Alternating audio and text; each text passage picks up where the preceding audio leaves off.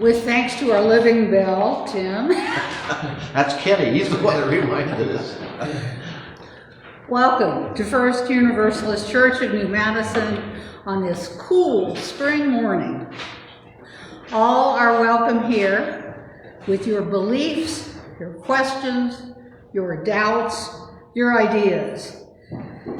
This morning, I'll be inviting you to delve into the living tradition of being Unitarian Universalist and to explore how our traditions relate to the concept of being woke. You'll find this theme running through the elements of service, including the hymns. Notice the title of our hymnal, Singing the Living Tradition. So, it's all about the living tradition. And before we go any further, are there any other announcements? I think that's a no, so I'll turn it over to you, Lloyd.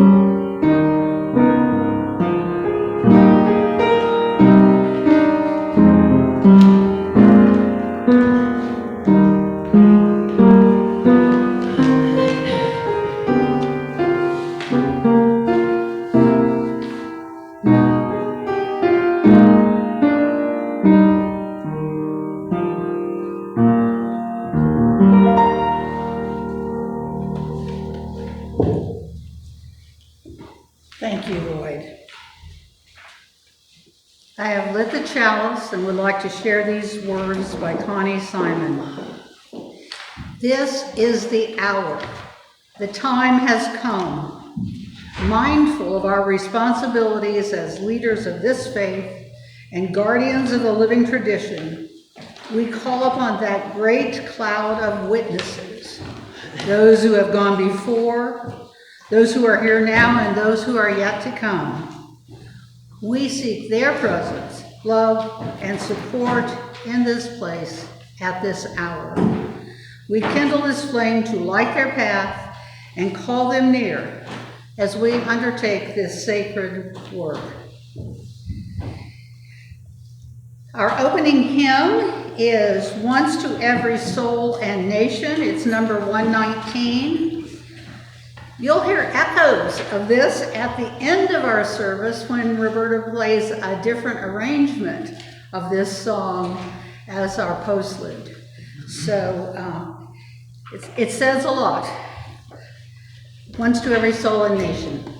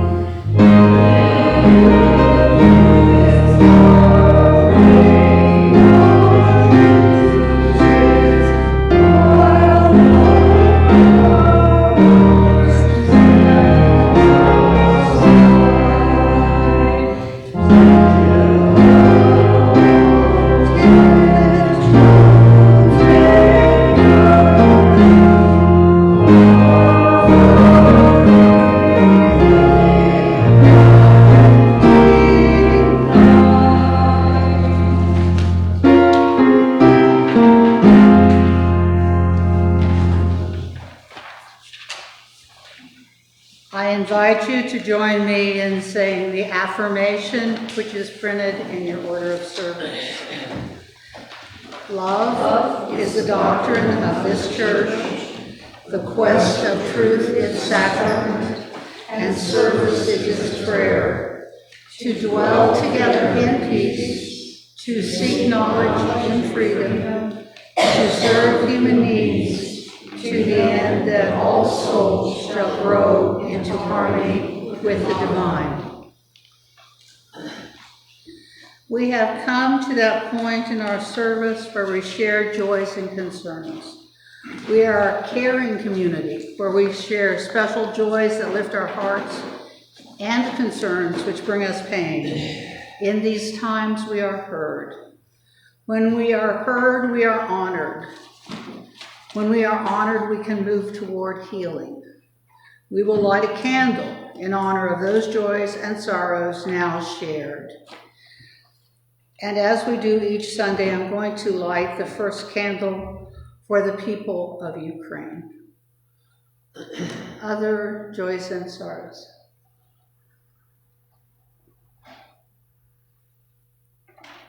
I have quite a list, and I apologize for that. All of you know Lonnie Valentine. He's been diagnosed with 3 brain tumors. So I'm going to put a card out in the back. If everybody will sign for Lonnie, I'll make sure that he gets it. It's for Lonnie? Is that what you said? Lonnie Valentine. Oh, I'm so sorry to hear that. Tara was found out through the seminary, and that's been passed along. And he would really appreciate, I guess, he had told her that he would appreciate cards. He's spoken here any number of times. Multiple times. Yeah. Lonnie is a nice guy, and he just retired. He was just looking forward to not traveling around the world on a boat, but he was looking forward to retirement, so he's facing a real struggle. And as you probably know, if you've got 1 brain tumor, that's probably endemic. But if you've got 3, that's almost a sign of metastasis, like there's cancer someplace else that's spreading, so that's not good news. The second one is my brother's wife is having a kidney replacement, and my brother is the match. So at the end of May, my brother will donate a kidney to his wife. So thoughts and prayers for them. We'll light a candle for each of them, Tim. Please. And then my third one is one of the guys that works with me is having a really bad month. His daughter had psychological problems, is being sent as a week residence in a psych unit in Dayton. And his wife, because of that, tried to commit suicide. So she was in Reed Hospital for 3 days, and now she's going to another psych unit in Dayton. Wow. So this guy is a mess. So he needs our thoughts and prayers and supports. And then, what's his name? What's his name? Joey is his name. I don't think he wants his last name though. So. I just like to think of the rest of their first names. Yeah. Yeah. Okay. And then this is a little more farther afield, but it's something that's affected me all week. What do Florida, Texas, Missouri, and California have in common this week? Sound like shootings. People who stumbled onto somebody else's property and was shot for no reason whatsoever. Knock on the door, shot. Drive up in the driveway, shot. Get into the wrong car by mistake, shot. What is going on? We don't have enough candles for all that, do we? Yeah. Let this candle represent all those many candles. Other joys and concerns.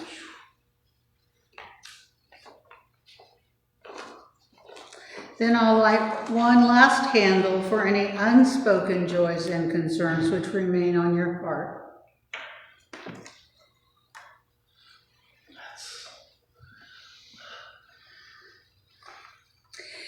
So, are you ready to hear about woke? Yes. Let me put this where I can get back to it.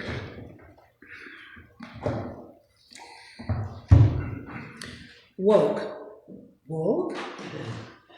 Woke has been on my mind. Let me start here. I belong to a book club in Greenville. A couple of months ago, in the midst of a lively discussion, one of the members said, "What's woke? My brother just told me I was too woke."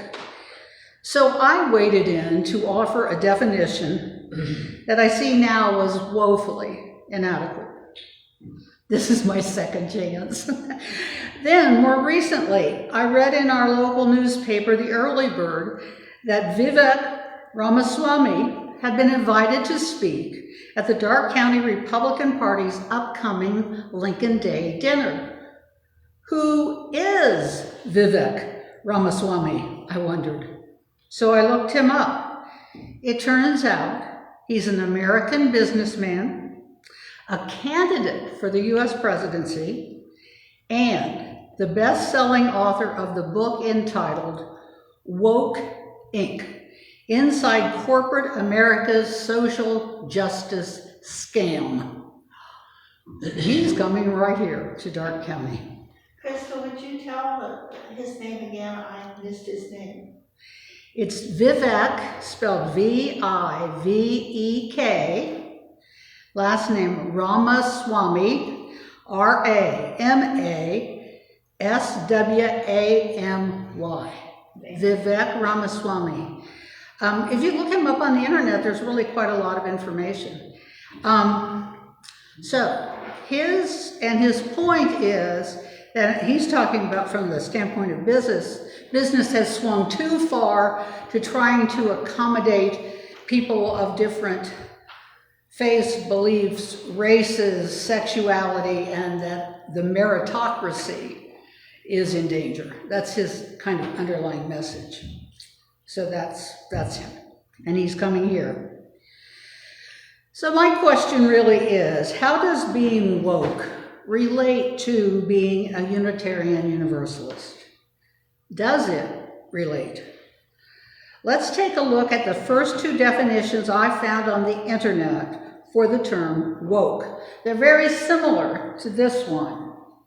One was alert to and concerned about social injustice and discrimination. For example, he's an activist and very woke. It's also, another definition was that it's a byword for social awareness. Let's start with those two definitions, and let's look at the Unitarian Universalist living tradition. If you care to, and I'll give you a moment to find the page, in our hymnal, early on, and it doesn't have a page number just to complicate things, after the preface, after the title, Singing the Living Tradition, you find a page that looks like this, before the hymns really start. It's the page that includes our principles and the sources of our living tradition. Everybody find it? If you get to the first hymn, go back a page. Yeah. So,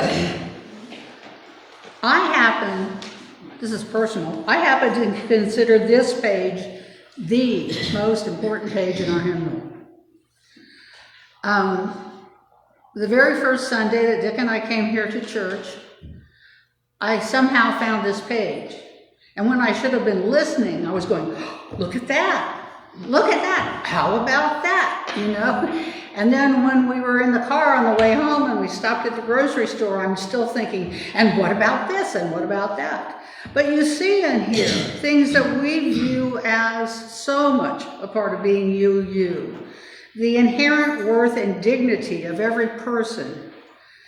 Justice, equity, and compassion in human relations. I'm not going to read them all. But look down at the bottom when it talks about the sources of our living tradition, the last two. Jewish and Christian teachings which call us to respond to God's love by loving our neighbors as ourselves. Humanist teachings which counsel us to heed the guide of reason and the results of science and warn us against idolatries of mind and spirit. Amen. Powerful, powerful principles and sources of our traditions. So as I said, I happen to consider that the most important page in our hymnal. Well, if the definition of being woke is being alert to and concerned about social injustice and discrimination, then the principles and traditions of Unitarian Universalism fully embrace wokeness, don't they? Woke sounds noble and right. So, these days, why does woke sound so much like an insult coming at us from all directions? I'd like you to hear some recent quotes from well-known politicians and TV commentators. I gleaned these from video clips, so I heard them say these words. You may have heard some of them too. Sean Hannity, here's his. This current federal government is now controlled by a group of woke idiots. Sarah Huckabee Sanders, the Biden administration seems more interested in woke fantasies than the hard realities Americans face every day. Donald Trump, we will demolish woke tyrannies. Tucker Carlson, wokeness is not just a political ideology. It's not just something annoying that emerged on college campuses that we can ignore. It's a state religion. Nikki Haley, wokeness is a virus more dangerous than any pandemic. And finally, Rick DeSantis. We will never, ever surrender to the woke mob. Florida is where woke goes to die. So, I can't resist commenting on this last one, frankly. Woke mob? I don't believe it was a mob of folks seeking social justice to attack the U.S. Capitol on January 6th. But can we decipher how concepts so high-minded as woke, and now I'm back at the original woke definition, the definition that might be embraced by UUs. Can we decipher how this concept mutated into the comment you just heard? Not only insults, but warnings to the American people to watch out for people who are seeking social justice. Natalie Morris, who is a British journalist, has written a piece about how the word woke was hijacked. I'm indebted to her for her insights, and I've borrowed much from her in my comments this morning. Among others, she interviewed linguists to try to understand, what has happened here. She also gives some history of how woke first came on the scene. So think about some of the words that you or your parents used to use. They thought they were cool. Maybe we still do. Groovy. I, for one, am guilty of saying groovy from time to time. But still, the evolution of language is perfectly natural. And it's often a positive process. But in this era of cultural warring and pitting ideologies and identities against each other, the shift of words holds a greater significance. Which is exactly what has happened with the word woke. The original meaning of woke was to be awake to social injustice, particularly, at the time, injustices about race. But its meaning's been hijacked and subverted in recent years. As we just heard from those conservative politicians and commentators and their armies of followers on social media, woke is definitely a negative attribute. It suggests an insincere social consciousness and inherent weakness. Insincere, weak. It's a pejorative term, and it's used to make fun of socially liberal ideologies and position them as inferior or silly. But twisting the meaning of this word in this way is specifically damaging to liberals of all stripes, and probably especially to people of color. The origins of woke are inextricably tied up in recognizing and fighting racism. If being woke is a bad thing, the subtext is that speaking out about racial inequalities is a bad thing. The use of this word is just a convenient veil. Despite the recent spike in its usage, woke is not a new word. It was first used in the 1940s. I was surprised to learn that. And it was created as a political term by Black Americans. It means to be awake to issues of social justice and racial justice. It was often used as part of the expression, stay woke, suggesting a need to continually check in with your own awareness of these issues. That's why it was prevalent in the civil rights era, the term. By the mid-2010s, the words resurged after becoming attached to Black Lives Matter, gaining traction with hashtags and tweets as protesters mobilized in the streets and online. In just a few short years, the meaning and connotations of the word have significantly shifted. Now, rather than signifying an awareness of social injustice, it is used to suggest that someone is being pretentious and insincere about how much they care about an issue. Pretentious, insincere. So how did this happen? How did this transmutation happen? The intention of this word was for it to have a positive outcome for a minority group. But, as we can see, when other groups feel threatened or challenged by it, they might want to subvert it in some way. And by using the enemy's weapons, that makes it an even more powerful tool for them. That was a direct quote from the linguist that Morris consulted. The subversion of woke is political. It means the words can now be used to perpetuate the very injustice it sought to eradicate in the first place. I really would like to say that again. The subversion of woke is political and means the word can now be used to perpetuate the very injustice it sought to eradicate in the first place. This word has power, and the people who use it as a weapon are all too aware of the underlying connotations of racial and social ideologies. It is used to undermine and disparage voices committed to fighting for social justice and the rights of minorities, and to silence those views without engaging them. Silence of views without engaging them. Might be a good time to look at this one. Wait just a second. Oh. I didn't do it right, did I? It should be on the little button there. Oh, here. Go ahead. Yes, no, he touched here. It has to be on there. Oh. That's why I asked Tim to do the AV.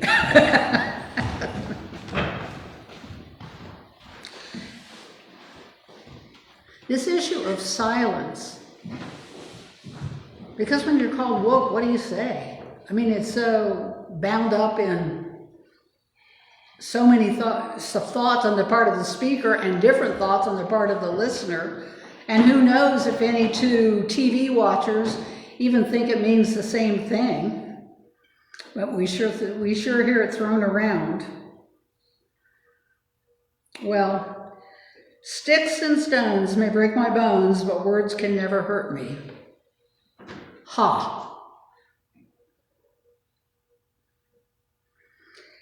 So if we go back to the hymnal page that we looked at earlier, you don't have to do that.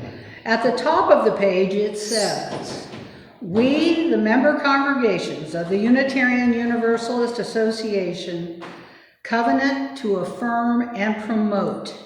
And then it's followed by the list of principles and the list of traditions and sources.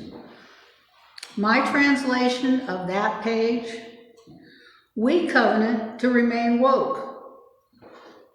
So there. We embrace our UU heritage and all that it stands for. We do not remain silent. We're proud to be woke. I'm done. It's your turn. I find it telling and rather sad. The gentleman who's coming to speak, what was his name? Who? The gentleman who's coming to speak to the Lincoln Day dinner, who's Vivek Ramaswamy? See, I got it now. Where do you suppose, even if he's first or second generation, where do you suppose he's from? I think he was born in Cincinnati. I've been betting his parents or his grandparents were born in India. Possibly. He's American born. He's a successful businessman. And some of the reviews that I read about his book said that some of the things that he names in corporate America as being problems may really be worthy of examination. But the conclusions that he draws from that sound like they're straight out of Fox News. So I've worked in corporate America for many, many years. And there's some bizarre stuff that goes on that people, when a watchword becomes the watchword, and people torture themselves to do things that make no sense, some of which have to do with intended social justice, but they're just strange. I think he may be honest. I only discovered his name shortly before, within the last week. I really would like to have gotten the book and read it. But I did read critiques and reviews of the book. And they say he has some legitimate issues that he's bringing forward. And they're probably, I don't doubt that. Can somebody be too woke or too politically correct? Probably, I would think so. But that doesn't undermine the whole concept of seeking social justice, I would hope. More comments? Dee Dee, what a surprise. Tim beat me. Well, I have been trying in recent times to let people know that I'm a Unitarian Universalist and let them ask me, well, what's that? It's getting better about people who have at least heard of the words Unitarian or Universalist and know that it has something to do with a church, a religion, a faith. But I'm going to start talking about being woke. I'm going to use the word and let people come at me with it if they choose. And be proud to say that I'm trying the best I can to be woke. And my second thing that I need to say, I am an active member of a national organization called Move to Amend. We happen to have a very tiny chapter, for lack of a better word, group of people in Miami County who belong to Move to Amend. What's the name again? Move to Amend. Move to Amend. I'll give you a business card. But what I will say is that Move to Amend Miami County is working to end corporate rule and big money in politics with an amendment to the U.S. Constitution. Oh. Mighty goal, which is not likely to happen, but meantime, we're working to make clear that constitutional rights are for natural persons only. In spite of the Supreme Court's ruling. Yes, and Citizens United. For natural persons only, not corporations. And that money spent on elections is not free speech and shall be regulated. You say shall, not should be, but shall be regulated. It's the mission. And so it's the ongoing work. It's not like necessarily there will ever be an amendment to the Constitution, as I spoke, but like working towards being woke and out there woke, I think Move to Amend has helped me. Because it's very justice-driven, democracy-driven, real democracy. And one of the many principles that I just, it's there, democracy in our organizations. Other comments? I think it's a very popular strategy, particularly in political dimensions, to cast doubt on any unknown words, if you will. And to use an example, woke, you just did an excellent job in presenting that and went back through its etymology as to what it was and what it's evolving. But I think that strategy, at least I've experienced in my own career, is very easy to do, particularly if you're in a public institution, as I was as an educator.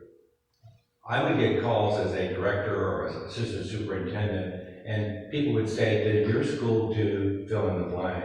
And those words fill in the blank were some educational jargon. I rarely use that word. It's very disrespectful. But they would ask me things like, do you do cooperative learning? And I would say, oh yes, that's great. No, it isn't. Because if all the kids do a project and they all get the same grade, that's not fair to other kids. So it's a lack of awareness. And then I recall after retirement, the national movement of coming up with a curriculum that is more in-depth, more conceptual-based, but still covers a lot of things that boys and girls need to learn, and it's called the Common Core Curriculum. The conservative individuals who like to cast doubt on new words had a field day with that. And many states killed the Common Core Curriculum before it was ever introduced in, because they feared, number one, a national curriculum, but they knew their power was in casting doubt on guess what they, whoever they may be, are up to now. So I think it comes to no surprise to me that woke basically went through the same transition, if you will, transmutation. I like that word. So I don't know how we counter that, except as Jeannie just pointed out, as you pointed out, Christel, that we mentioned the fact that, oh, well, Unitarian Universalist this, or woke, I thought woke meant this. You may get some, no it doesn't, because that's not what I heard on Fox, or from a conservative friend, or what have you. But it's quite an effective strategy. Many, many very critical and important educational reforms barely got off the ground before they were attacked. And most of them went by the wayside, because remember, public schools serve everyone. Whatever everyone wants, that happens in public schools, which is a curriculum that is a mile wide and an inch deep. Very pertinent, very pertinent. Other comments, observations?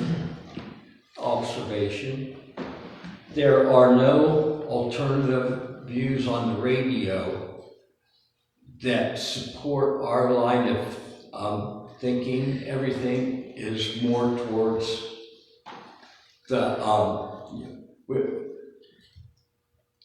in our area, everything is more, I'll say it, Republican, and we don't have any stations that offer an alternative view, so therefore, at least in this area, the radio station with no alternative is influencing people's minds. Do you include National Public Radio in I've that? never heard of it. Truly? I'm talking about, going down the road and hitting a button on the radio and search. National Public Radio broadcasts out of Cincinnati with a booster at Miami University. And there's another station in Yellow Springs. I have a feeling if you can find it, you're going to at least hear the alternate and more neutral, fact-based kind of thing that you're looking for, Emerson. You can't always pick it up, unfortunately. I think it gets harder and harder to pick it up, but if you can, it's worth it. National Public. I'll give you the call numbers for the 3 3 stations that Christel mentioned. Okay. They're down at the left-hand end of your FM dial. Yeah, Which yeah. is interesting. I think the Yellow Springs one might be 91.3, but I don't want And to. I That think, is correct, and then there's Toledo Lima as well, and that's, I'm gonna see. I think Cincinnati is No, it's 89.6. for 90.7. Yeah, they're That's- around there. I don't. They're out there. So, I mean, you hear food deserts, which are another whole subject. Dick and I were talking about that over breakfast. I think we might be in a news desert. But at least, and especially with the internet, you can get to stuff that doesn't broadcast locally very much. One little factoid that I didn't share, there was a survey done just this March, last month, of 1,023 adults asking what is wokeness. I couldn't find the source of this survey. I found it on the MSNBC website, but I don't know who conducted the survey, so I can't tell you anything about the organization. It offered 2 definitions of wokeness and asked these surveyed adults which they thought was the correct definition. The first was to be informed, educated on, and aware of social justice. The other was to be overly politically correct and police others' words. To my surprise and gratification, frankly, 56% chose to be informed, educated on, etc., and 39% chose the overly politically correct. So maybe there's some hope. Maybe some of the news, maybe Fox News isn't all the news. Other comments? I don't want to shut you down. Just one quick point. Isn't it interesting if we do have a misunderstanding and not a common use of those types of words, that critical race theory was still suspect. I thought sure you were going to mention that, Mike. I was waiting when you talked Critical before. race theory, okay? You look at that and you read it and read about it and attempt to understand it, and yet there's so much doubt cast upon that. So much doubt that this past week there were 80 people that gave written and oral testimony against a bill being considered in the Ohio House of Representatives that basically looked at just professors and others moving into or assistant professors moving into a tenure track at Ohio's public schools, okay? That if they were denied tenure, there was an extra layers and layers of due process to ensure that they're not being fired for unjust reasons. Now I question, why would it be just one area of universities? Why would it draw so much attention from universities? And basically the underlying rationale is, if there are conservative professors in Ohio's public institutions and they're being denied tenure and fired, then it's a way of countering that tremendous wokeness in Ohio schools. Our education system's under fire, our libraries are under fire. This is something, this isn't just philosophical. These are issues we may well choose to get involved in.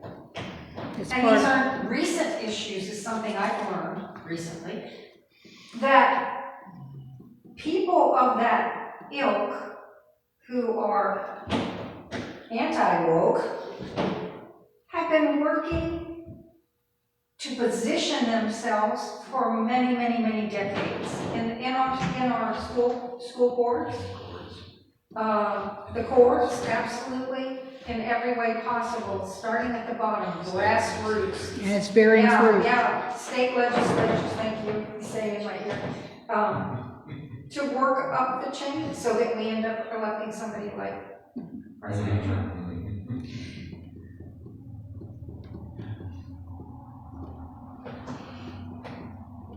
In direct contravention of the Declaration of Independence and the Bill of Rights. What can be more American than the Declaration of Independence and the Bill of Rights?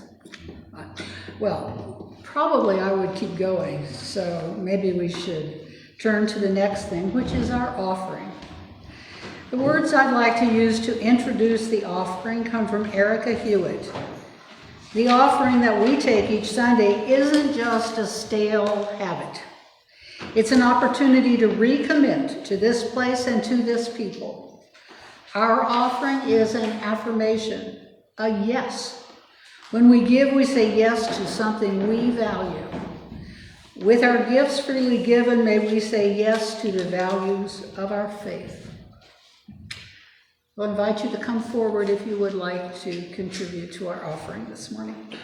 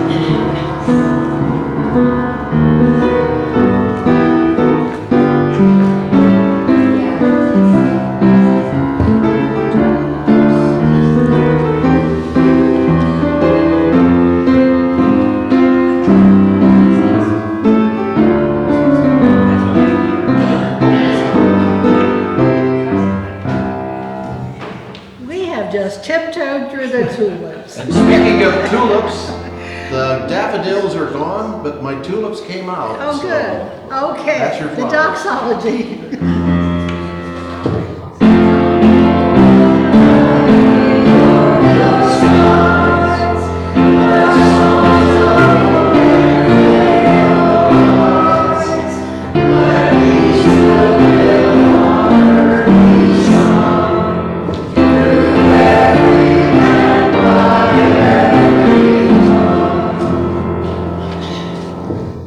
Our closing hymn is number 145, As Tranquil Streams.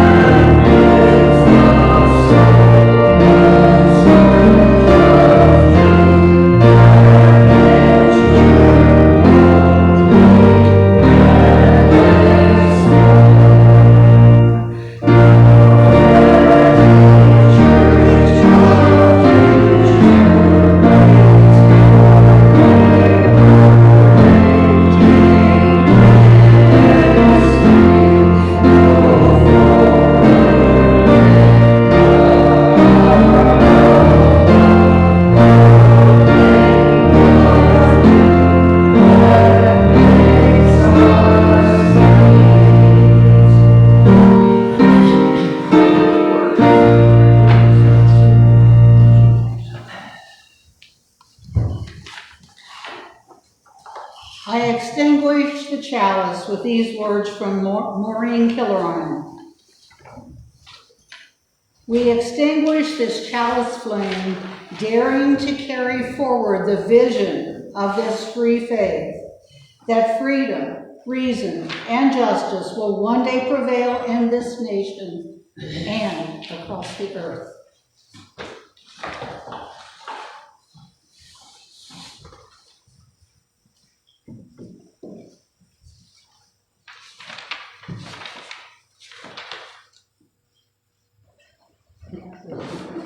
Yes. Yes. You feel the silence.